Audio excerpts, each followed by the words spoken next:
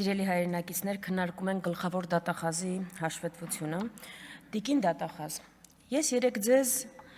պարզ հարց եմ ուղղել, շատ կոնկրետ պարզ հարց եմ ուղղել, շատ աղմկահարույց դեպքի վերաբերյալ։ Իմ հարցը պարզ էր, ես ձեզ հարցնում էի, որ դուք սովորաբար, երբ հարցը վերաբերում է օրինակ ընդդիմադիրներին, լինում եք շատ օպերատիվ, շատ կտրուկ, շատ նախաձեռնող, ինչ եք նախաձեռնել, ինչ կոնկրետ քայլեր եք իրականացրել, ահա սարսուր իրականում դեպքի առիթով։ Այդ հարցին պատասխան չկա, փոխարենը դուք ինձ ուզում եք հեգնել, չգիտեմ ինչ եք ուզում ասում, գիտեք տենց քանի հատ հանցագործություններ կա, ասում առցանց հանցագործություններ են իրականացնում։ Եթե կարծում եք, ես ձեզ չէի կարող հեգնել կամ ավելի կոպիտ հարցը ձևակերպել, սխալվում եք, ուղղակի հաշվի առնելով հարցի բնույթը, զգայունությունը, կարևոր էր պատասխանը, թե դուք ինչ եք ձեռնարկել։ Ինձ դեռ պատասխանը գիտեք ինչ էր փաստորեն, որ ոչինչ չեք արել փետրվարից ուժայիններին հայտնի դարձած անչափահասների բռնության դեպքով։ Արել եք ոչինչ։ Տիկին դատախազ, քանի վայրկյան կտևեր ձեր այս ամբիոնին հայտնվելը, եթե որևէ տեղ, չգիտեմ էլ, հանկարծ ընդդիմադիրների առերևույթ քրեական օրենսգիր խախտելու մասին տեղեկություն լիներ։ Եթե երեք իմ մասին հրապարակում լիներ, դուք այսօր հաշվետվության էստեղ չեք գա, դուք կգայիք ինձ առնձեռնմխելությունից զրկելու։ Բայց զադիրժկան ինչու՞մն է, երբ հարցը վերաբերում է քաղաքացիներին։ Թե դուք Հայաստանի Հանրապետության բանը չեք, գլխավոր դատախազը չեք։ Ես ձեզ այլ հարցեր եմ տալիս այստեղից, այսինքն այնտեղ նստած։ Ասում եմ, այս ամբիոնից ազգային ժողովի падգամավոր հայտարարել է, որ իր նկատմամբ ուժայինները ճնշումներ են գործադրում։ Դուք նստած եք եղել նույն աթոռին։ 1.5 տարի է անցել, ինչ եք արել։ Ասում եմ, դուք ինձ նամակ եք գրել այդ մասին։ Այսինքն ձեր նպատակը այն էր, որ ես ձեզ նամակ գրեմ։ Չէ, չեմ գրել, բայց Լիլիթ Գալստյանը ձեզ 20 նամակ է գրել, որ Արման Բաբաջանյանը չի կատարել դատանի որոշումը ու արդյունքը ինչ է եղել։ Այսինքն այս նամակներով զբաղվում եք, որ նամակ չի լինում, չեք զբաղվում, կամ ես եմ նամակ չեմ գրում, դուք բան պիտի չանեք։ Իսկ նոր մյուս գործերով ու միջնորդություններով, որ եկել եք, ով է ինչով ձեզ նամակ գրել, նամակներով եք աշխատում։ Ես այլ հարցեր ունեմ մեր ուժայիններին, ես չեմ հասկանում, այս երկրի ուժայինները ընդդիմադիրներ հետապնդելու, գիտեք ընդդիմադիրները ում հետ են հանդիպում, գիտեք ինչ են շնչում, բռնություն չեք կարողանում բացահայտել, ամիսներ շարունակ, հանցագործության, սպանության պատրաստություն չեք կարողանում բացահայտել, թմրամոլության այդ բուրգը չեք կարողանում բացահայտել, այս երկրում ուժայինները սրբազաններ հետապնդելու, գաղտնալսելու ու ընդդիմադիրներին հետապնդելու համար են, այս ուժային ամբողջ համակարգը դրա համար եք սարքել։ Դուք տեսել եք ոնց է բերման ենթարկում համայնքապետին սպանության մեջ մեղադրվողը, դուք տեսել եք ոնց է բերման ենթարկում բռնության մեջ անչափահասի նկատմամբ բռնաբարության մեջ մեղադրվողը ու տեսել եք ոնց են ուզում բերման ենթարկել սրբազանին։ Լավ, դուք լավ եք, օքեյ եք սրա հետ։ Դուք ձեր գործընկերոջ անձնական նամակագրությունը հանել եք, ձեր վարչությունում քննարկել եք, մամուլին համարյա հայտարարել եք դրա մասին։ Անչափահասին բռնաբարության մեջ մեղադրվողի հեռախոսը չեք արգրավել, որ ստուգեք տենակ ինչ անդեղ կատարվում։ Այ էդ եք դուք, այ էդ է ձեր դեմքը։ Տիկին դատախազ, մի հատ կոնցեպտուալ հարցի պատասխանեք, Սոնա Ղազարյանը շատ ուրախ է։ Ոնց է լինում, հա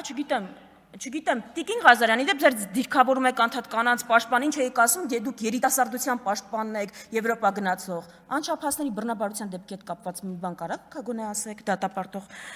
Տիկին դատախազ, ոնց է լինում, որ ժողովրդավարության բաստիոնում են ամենաշատ թվով ընդդիմադիր падգամավորները անձեռնմխելությունից զրկվում։ Ոնց է տենց լինում։ Տիկին դատախազ, ոնց է տենց լինում, որ ժողովրդավարության բաստիոնում են ամենաշատ ընդդիմադիր ընտրված համայնքապետերը հետապնդվում, երբեմն նաև սպանվում։ Ոնց է տենց լինում։ Գալիս եք այստեղ, բանից եք խոսում, ցանկերից եք խոսում, ընդդիմադիրների ցանկն են ներկայացնում։ Նախ լավ է, որ ձեր պլատֆորմը ավարտել եք, անցել եք ընդդիմադիրների պլատֆորմներին արդեն ու ցանկերին, այն խոստումներն եք տալի, որոնք մենք բերել ենք այստեղ որպես նախագծեր ու մերժել եք հերոսաբար։ Հա, ժողովուրդ, մենք ձեզնից 180 աստիճան տարբեր ցանկ ունենք, արժեհամակարգ ու 180 աստիճան տարբեր ցանկ ունենք։ Հա, հող հանձնողներ մեր մոտ չկան։ կամ պաշտպանողներ։ Ճիշտ եք ասում, մեր ցանկում մարդու վրա թքող չկա, կներեք, եթե դա ձեր չափանիշները չկան, այո, չկան։ Կներեք, չենք ընդգրկելու։ Այո, մեր ցանկում չկա մարդ, եւ այո, սիրելի քաղաքացիներ, դա մեր տարբերությունը։ Մեր ցանկում չկա մարդ, Սոնա Ղազարյան, ինչի՞ եք հետ հավասար խոսում։ Կգաք այստեղից կխոսակ։ Այո, մեր ցանկում չկա մարդ, ով գալու է այս ամբիոնին կանգնի ու ասի, որ Հայաստանի տիրապետության տակ կան ադրբեջանական տարածքներ։ Չկա այդպիսի մարդ։ Այո, մեր ցանկում չկա մարդ, որ ասելու է Ադրբեջանն է Հայաստանի անվտանգության երաշխավորը։ Այո, սիրելի քաղաքացիներ, իմացեք, չկա այդպիսի մարդ։ Այո, տարբեր ենք մենք։ Այո, դա մեր անկյունակարային տարբերությունն է, ու դա մեր հպարտությունն է։ Եկել են ինչին, այսինքն ինչից են խոսում։ Ընդհանրապես դուք պատմության մեջ ո՞նց եք հիշվելու։ Մի հատ դրա մասին մտածեք։ Եվ ԿՊԱ-կաններ ընդհանրապես մի թեզի էլ անդրադառնում եմ եւ ավարտեմ։ Ասում եմ, քանի որ դուք նարատիվներ եք առաջ տանում, խոսում եք մեր իրավունքների պաշտպանություններից, այդ դրա համար էլ Ադրբեջանն էլ է տարբեր նարատիվներ առաջ տանում։ Էլի մի օրինակով ցույց տամ, ոնց եք ստում բոլորին։ Դուք երբեք չխոսեցիք, որ Ադրբեջանը պիտի փոխի իր սահմանադրությունը, որտեղ այնտեղ տարածքային պահանջներ կան Հայաստանի նկատմամբ։ Ընդհանրապես Ադրբեջանի սահմանադրությամբ ինքը իրեն հռչակում է 114,000 քառակուսի կիլոմետր տարածքով երկիր։ Հասկանում եք զավեշտը որն է, որ այն տարածքը, որով դուք եք ճանաչել Ադրբեջանը, Ադրբեջանն էլ իրեն այդ տարածքով չի ճանաչում։ Դուք երբեք չխոսեցիք այդ սահմանադրության այդ նորմի մասին ադրբեջանական։ Չասեցիք դա Հայաստանի նկատմամբ տարածքային պահանջներ է պարունակում, չասեցիք փոխի դա։ Ու ինչ, դա բերեց նրան, որ Ադրբեջանը չխոսի մեր սահմանության փոփոխությունից։ Բերեց դրան, որ երկուստեք այդ հարցը փակվի։ Թե հակառակը կբերեր դրան, որ դուք խոսեիք ու հայլային պահանջեիք, որ այդ երկու հարցերը իրար չեզոքացնեն ու երկու երկրներն էլ այդ հարցը չքննարկեն։ Այսինքն ոչ թե իրավունքների մասին խոսելն է, վերում որ պահանջներ նկատմամբ առաջադրեն, այլ իրավունքների մասին, երբ որ խոսում ես, կարողանում ես այդ թվում նաև պաշտպանել քեզ։ Ու դա նույնն է բոլոր հարցերում։ Չեք ուզում Ադրբեջանը խոսի այստեղ ադրբեջանցիներին բնակեցնելու մասին։ Բա դիվանագիտական ձեր կորպուսը ի՞նչ է անում։ Փաթեք պատրաստեք Սումգայիթում, Բաքվում ապրող ջարդերի ենթարկված ապրած հայերի մասին։ Բա ինչով եք զբաղված։ Թե ջայլամ ենք մենք։ Գլուխներս մտցնենք ավազի մեջ, մեկ էլ անդադ անակնկալի գանք, որ Բաքուն իր հերթական պահանջը հասցրել է տեղ ու բան անում։ Հասել ենք դրա կատարմանը։ Դիմագրավել է պետք դրան։ Ոչ թե մեզ ասել, գալ ստեղ ասել մեր իրավունքներից մի խոսեք։ Եվ որ ավարտեմ։ Ես չեմ հասկանում, իրոք չեմ հասկանում, դուք ձեզ հռչակել եք 60%-անոց սահմանադրական մեծամասնություն ունեցող ուժ, էլ չգիտեմ, գնում եք մարզեր, տարբեր տեղեր, ասում եք, պրոբլեմ չունեք։ Ժողովուրդ, ձեր վարքագիծը ու ձեր բառապաշարը պրոբլեմ չունեցող ուժի վարքագիծ չի, ու բառապաշար չի, բոլորդ Վահագն Ալեքսանյանի եք վերածվել, ինչ բառապաշարով եք խոսում, ինչ ջղաձգումներ են, այս 70% ունեցող ուժի վարքագիծը Ձեզ մի քիչ իրոք զուս պահեք, եթե դից 70%-ով գնում եք, հաղթում եք, որ ձեր դեմ խաղ չկա, բա ինչ ջղաձգում է, այստեղ գալիս եք ինչ հիստերիկ ելույթներ են, կամ ինչ բառապաշար եք օգտագործում։ Չէ, էլ չգիտեք բանին ոնց, մեր ժողովրդին ոնց ահաբեկ եք, զգացիք, որ պատերազմի թեզել չի աշխատում, մարդկանց պատերազմը վախացնելը։ Զգացիք։ Տեսաք, որ հակառակական աշխատում։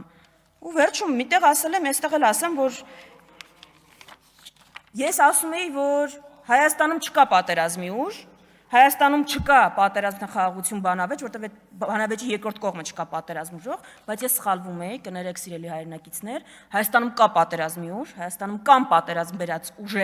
պատերազմներ բերած ուժ, ու այդ ուժը իշխող կուսակցությունն է Հայաստանի, քաղաքացիական պայմանագիրը։ Ու եթե կա պատերազմի եռագլուխ դև, այդ Նիկոլ Փաշինյան, Էրդողան, Ալիև պատերազմի եռագլուխ դևն է։ Հենց որ